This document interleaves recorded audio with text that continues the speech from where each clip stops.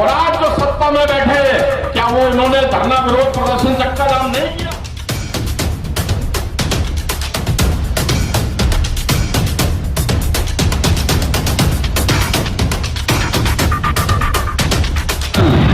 ये समझ जाओ कि गिरने में वक्त ना लगेगा और समझ जाओ कि बिखरने में वक्त ना लगेगा।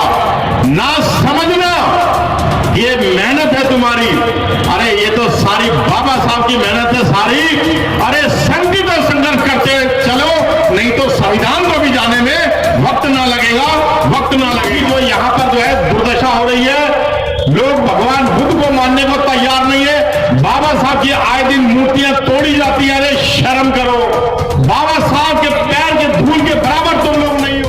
आज हमारे ऊपर अगर गलत राजनीति हो रही है, आज अगर जो चुन करके जो लोकसभा में, राज्यसभा में, विधानसभा में जो लोग जा रहे हैं, भले वो निगम का साधन हो, उसके लिए भी जिम्मेवार आप और हम ही हैं कि आपके ऊपर जब अत्याचार हो रहा था तो आप इकट्ठा क्यों नहीं हुए? अरे आपको धरना विरोध प्रदर्शन चक्का जाम करने की अनुमति भारत का संविधान देता है।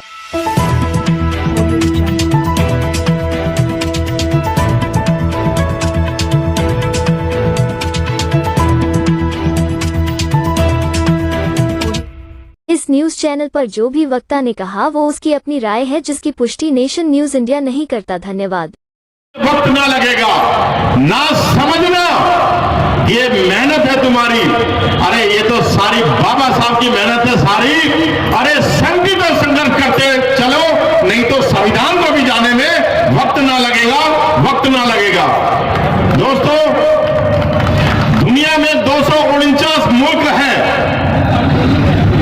उन मुल्कों में 150 मुल्कों से भी ज्यादा में भगवान बुद्ध को भगवान माना जाता है। और बड़े खुशी की यह बात है कि जितने भी मुल्क हैं जो भगवान बुद्ध को भगवान मानते हैं, आज वो सारे मुल्क तरक्की कर रहे हैं। आज उनमें मैत्री, प्रेम, करुणा, दया और विकास की भावना है। आपस में प्रेम, प्यार और कोऑर्डिनेशन और अनकंडीशनल लव की भावना है, जो भगवान बुद्ध को मानने वाले देश हैं।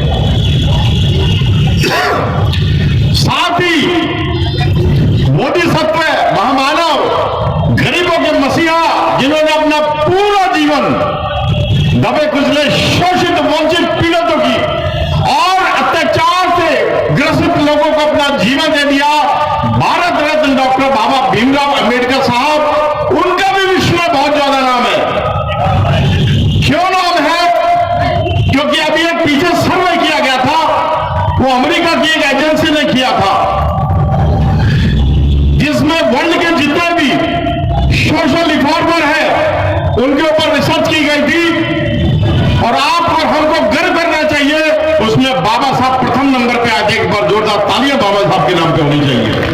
आज अगर हम भाषण दे रहे हैं, अपने विचारों को प्रस्तुत कर रहे हैं, आज हम कारों में भी चल रहे हैं, आज हम बड़े बड़े ओहदों पर विद्यमान हैं, आज हम बड़े बड़े नेता बन गए हैं। ये सब बाबा साहब की वजह से हुआ। और महिलाएं बराबर का जो अधिकार पा रही हैं, ये संविधान की वजह से हुआ। और तीसरी जो भारत की सबसे मशहूर चीज है वो बाबा साहब, जिसके आर्किटेक्चर है बाबा साहब का संविधान। तो ये तीन मैंने आपको बातें बताई, भगवान बुद्ध, बोधिसत्व डॉक्टर बाबा भीमराव अंबेडकर साहब और अंबेडकर साहब द्वारा रचित संविधान।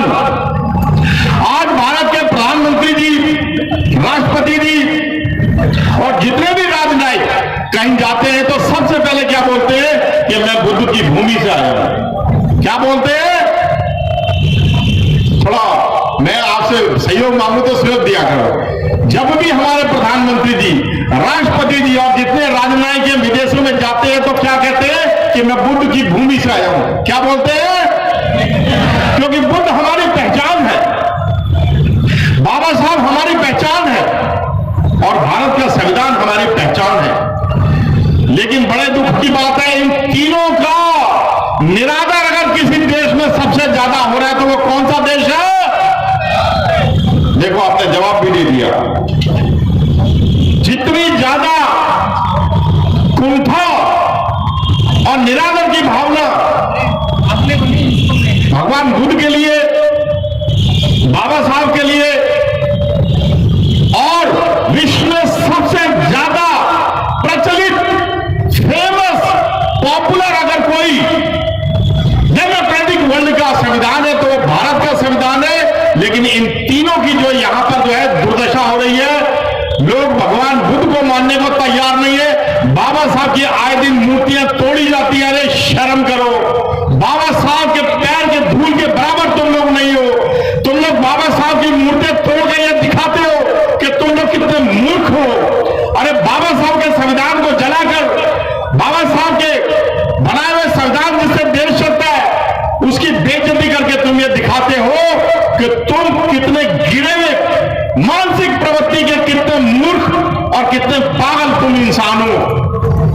अरे क्या कोई बाबा साहब की 2 साल 11 महीने 18 दिन की लगातार रात दिन की मेहनत और इस शर्त पर उन्होंने संविधान देश का लिखा था कि मैं इसके अंदर जो मेरे गरीब बहन भाई हैं जिनके साथ सैकड़ों सालों से जो अत्याचार हुआ है उनके लिए मैं स्पेशल प्रोविजन रखूंगा। और वो प्रोविजन है reservation of the unprivileged people of the country. मतलब वो लोग जो लोग सताए गए हैं, जिनके साथ अत्याचार हुआ है, जिनको दबाया गया है, उनके लिए उन्होंने जो प्रोविजन रखा, सबसे पहले एजुकेशन में रखा, साथ ही एम्प्लॉयमेंट में रखा और तीसरा जो प्रोविजन रखा देश की राजनीति के अंदर। आज अगर हमारे बीच का कोई व्यक्ति प्रधानमंत्री बनता है, राष्ट्रपति बनता है, मुख्यमंत्री बनता है तो ये बाबा साहब के संविधान की बदौलत है। इसलिए संविधान के लिए भी एक बार जोरदार तालियां होनी चाहिए। दोस्तों, ये कहना तो बहुत आसान है कि तख्ता पलट देंगे। आज हमारे ऊपर, पूरे देश में बहुजनों के ऊपर अत्याचार हो रहा है। आप नेशनल क्राइम ब्यूरो का सर्वे उठा के देख ले, आप मेरी बात का यकीन न करें, आप गूगल सर्च इंजन पे जाके ये लिख दें the crimes being committed by upper caste on to the unprivileged section of the society. अब आप एक लाइन अगर इसको लिख के देख लें गूगल पर, आपको डाटा मिल जाएगा। दोस्तों, इतना अपमान कि अपमान सह रहा है बहुजन, लेकिन कुछ बोलता नहीं। अपमान सह रहा है बहुजन, लेकिन कुछ बोलता नहीं। और क्या बात है कि बहुजनों का खून खौलता नहीं। अरे अपमान सह रहे हो, लेकिन फिर भी जागते नहीं। अरे बाबा साहब का मंत्र को याद करो, मिशन को याद करो कि है वक्त का तकाजा और कर लो मिशन को पूरा। बाबा साहब का जो मिशन था वो सभी आप लोग जानते हैं, क्योंकि हमारे वो दिल में, दिमाग में, रूह में बसा हुआ है कि है वक्त का तकाजा और कर लो मिशन को पूरा। और फिर न कहना खेलचंद कोहली बोलता नहीं, बोलता नहीं। दोस्तों, मैं बार बार अपने लोगों को जगाता हूं, उनको मैं यूनाइट करने का प्रयास करता हूं, लेकिन हमारे लोगों में भी थोड़ी सी कमी है। हमारे लोगों को जब दारू मिलती है, मीट मुर्गा मिलता है, जूता चप्पल साड़ी मिलता है और 500 या 1000 रुपए मिलता है, तो हमारे लोग जो है बाबा साहब ने जो ब्रह्मस्त्र उनको दिया उसको बेच देते हैं।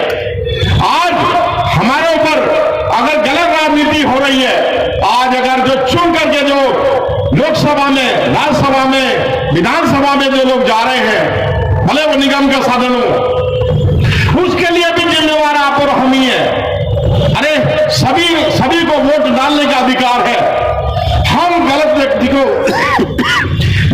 को वोट डाल करके हम स्वयं ही जो है उसको सदन में पहुंचाते हैं और हमारा वही व्यक्ति केवल धन बनाने के लिए लग जाता है, पार्टी का वो नुमाइंदा बन जाता है, पार्टी के प्रति वफादार हो जाता है, जीतने से पहले आपके हमारे पैर पकड़ता है, हमारे गरीबों के बच्चों को प्यार करता है, घर घर जाकर के बुजुर्गों का आशीर्वाद लेता है। और जब हमारे ये आदमी सदन के अंदर चला जाता है, सबसे पहली लात वो अपने ही समाज में मारता है कि कोई दूसरा चढ़ ना आए, कोई मेरी बराबरी ना कर ले और वो जाकर के वहां गुलामी करता है। हमारा व्यक्ति के अंदर यही कमी है। अरे अगर हम सही व्यक्ति को, अगर विजेंद्र यादव जैसे भाई साहब जरा आप खड़े हो जाए, ऐसे क्रांतिकारी अगर हम नेता बनाए, मैं आपको वचन देता हूं कि पूरे लोकसभा में, पूरे विधानसभा में अगर हंगामा न कर दे हमारा विजेंद्र यादव, तो आप कुछ भी कह देना, मैं अपनी मुंह से कटवा लूंगा। अगर कोई इस व्यक्ति को हरा के दिखा दे, मैं स्वयं भी अपने हार मान लूंगा। ऐसे ऐसे योद्धा तुम्हारे बीच में है। अरे आप लोगों को तो जग जाना चाहिए। अरे ये तो सोचो कि आने वाली नस्ल आपको क्या कहेगी, क्या जवाब दोगे आप लोग। और कभी भी चीज से हिम्मत नहीं हारनी चाहिए कि मेरा कार्यक्रम असफल हो जाएगा। यही रामलीला का मैदान था। 4 दिसंबर 2016 को मैंने इस मैदान को भरा था अकेले अपने दम पे। मैं तब ओबीसी महाफ्रंट को नहीं जानता था, लेकिन मैंने हिम्मत करी, ताकत लगाई और मैं सारे राज्यों में गया। मैंने लोगों को समझाया कि जागो, लेकिन मोदी जी ने नवंबर 8 को नोटबंदी लागू कर दी और वो जो कार्यक्रम था हमारा नोटबंदी में फंस गया। लेकिन दोस्तों हमारे साथी डर गए कि इस कार्यक्रम को पोस्टपोन करो। मैंने कहा नहीं, अगर हमने जमीन से जुड़ के काम किया होगा तो लोग अपने आप आएंगे। दोस्तों 15-17 हजार लोगों को मैं लाने में सफल रहा। फिर भी मैं उसको असफल कार्यक्रम मानता हूं, क्योंकि वो बहुत महंगा कार्यक्रम था। मैं आपको ये बता दूं, जिस मैदान में आप बैठे हैं इसको बुक कराना भी एक अपने आप में टास्क होता है, क्योंकि मैंने स्वयं बुक कराया। 2 महीने लग गए मेरे को इसको बुक कराने में। दुनिया भर के आपको महकमों की एनओसी चाहिए, पुलिस की, ट्रैफिक की, फायर की, हॉर्टिकल्चर की, एमसीडी की, दुनिया भर की आपको एनओसी चाहिए। यहाँ पे किया जाने वाला कार्यक्रम अरे कोई छोटा मोटा कार्यक्रम नहीं होता। किसी भी कार्यक्रम को आप करें, चाहे छोटा हो चाहे बड़ा, धन ऊर्जा और समय लगता है, अरे पूरी ताकत लगती है। इसलिए सभी व्यक्ति को जो है united we stand, divided we fall, हमें पूरी ताकत झोंक करके हर कार्यक्रम को सफल बनाना चाहिए। वरना क्या जवाब दोगे आप अपने आने वाली नस्लों को, जब वो पूछेंगे कि आपके ऊपर जब अत्याचार हो रहा था तो आप इकट्ठा क्यों नहीं हुए। अरे आपको धरना, विरोध, प्रदर्शन, चक्का जाम करने का की अनुमति भारत का संविधान देता है, और आज जो सत्ता में बैठे हैं क्या वो उन्होंने धरना, विरोध, प्रदर्शन, चक्का जाम नहीं किया? अरे उन्होंने भी खूब किया है। हमेशा जब भी किसी को मिला है तो एफर्ट करके मिला है, मतलब मेहनत करके मिला है। किसी को भी परोस करके थाली में उसके अधिकार नहीं दिए जाते। अरे जो अधिकार हमारे फंडामेंटल राइट है वही हमको नहीं मिले। अभी आपने देखा होगा 6 महीने पहले एक 8 साल का बच्चा इंदर कुमार मेघवाल उसका नाम था, अरे उसने मास्टर की मटकी से पानी क्या पी लिया, मास्टर ने उसको इतना मारा उस बच्चे की जान ही निकल गई। आपको याद है कि नहीं, पहले बताओ। आज मुझे रखने में मर्डर हो रहा है। आज कोई व्यक्ति अपने पैसे से अगर बैंड बाजा लाता है, घोड़ी लाता है, तो उसको बोलते हैं मेरे घर के सामने से नहीं जाएगा। कौन हो तुम लोगों से मना करने वाले? अरे तुरंत जो है हमारे जैसे लोगों के संज्ञान में लाओ। जो मेरी संस्था है बहिष्कृत वेलफेयर फाउंडेशन, सारी सेवाएं हम फ्री देते हैं। और ये जो कानून की बहाली हुई है, SC/ST एट्रोसिटी प्रिवेंशन एक्ट, अनुसूचित जाति जनजाति अत्याचार निवारण एक्ट, इसकी बहाली हमने बड़ी मुश्किल से करवाई। उसके लिए हमने बहुत सारी संस्थाओं के साथ लखनऊ के काशीराम समृद्धि उपवन में 1 अप्रैल 2018 को हमने कार्यक्रम रखा और पूरे भारत में फिर 2 अप्रैल करवाया और 11 लोगों ने शहादत दी। कोई सी भी चीज जो है बिना कॉस्ट के नहीं मिलती है। ये जो ऑक्सीजन आप सोच रहे हो, ये जो दरख्त आपको दे रहे हैं, ये भी फ्री नहीं दे रहे हैं, ये आपका एजिंग प्रोसेस एनहांस करते हैं। आप बूढ़े होते हो जब सांस लेते हो, तो इसलिए ये जो कुदरत भी हमें कोई मुफ्त नहीं देती है। अगर हमें अपने हक और हुकूक चाहिए, हमें अधिकार चाहिए, तो अपनी शहादत देने के लिए, अपना कुर्बानी देने के लिए भी हमें तैयार रहना पड़ेगा। 4 लाइनें काशीराम जी ने इस पर लिखी है, देखो उसको ध्यान से सुनो। काशीराम जी ने क्या लिखा कि बुलबुलों के पंजों में बांझ नहीं रहते। आप और हम बुलबुल हैं। अरे हम 100 करोड़ है, 90% है, फिर भी हम बुलबुल हैं। यही लिखा था उन्होंने, ध्यान से सुनना कि बुलबुलों के पंजों में बांझ नहीं रहते। और बुज़दिलों को सीनों में राज नहीं रहते, और जिस कौम को पड़ जाए सर झुका के चलने की आदत, उन झुके हुए सरों पे कभी ताज नहीं रहते, ताज नहीं रहते। इसलिए सर उठा के जियो। आपको सर उठाने की ताकत देता है, आपका मनोबल बढ़ाता है देश का संविधान। जहां आपके ऊपर आपके अत्याचारों का हनन हो, आपको तुरंत आप इधर से नोट कर ले, ओबीसी फ्रंट ऑफ इंडिया। आप ओबीसी फ्रंट ऑफ इंडिया को संपर्क करेंगे, वो ऑटोमेटिक हमारे तक पहुंच जाएगी। आपके लिए हम लड़ेंगे, आपके लिए सड़कों पे हम आने को तैयार है। लेकिन कभी जब आपको बुलाया जाए, देखो ऐतिहासिक रामलीला मैदान में मैं बार बार कह रहा हूं, कार्यक्रम करना आसान नहीं होता, मेरी बात को समझना। लेकिन जब भी यहां बुलाया जाए तो ये देखो कितने थोड़ी कुर्सी, अभी मेरे कल 5000 कुर्सी लगी होंगी। 5000 लोग भी, दिल्ली के अंदर जो है 2 करोड़ लोग रहते हैं, अरे दिल्ली के अंदर भी कम से कम 1.25 करोड़ लोग SC ST OBC माइनॉरिटी के हैं। लेकिन 5000 लोग भी जो अगर नहीं निकलेंगे तो तुम्हारी लड़ाई कौन लड़ेगा? अरे कम से कम जो तुम्हारे लिए लड़ता है, अरे अगर तुम 1-1 रुपया भी रोज जोड़ोगे तो तुम एक अच्छी खासी राशि ओबीसी फ्रंट को दे सकते हो। जो आपके अच्छे लोग हैं, जो आपके लिए लड़ रहे हैं, आप उनको दे सकते हो। चलो मैं तो इसके बगैर भी बोल दूंगा।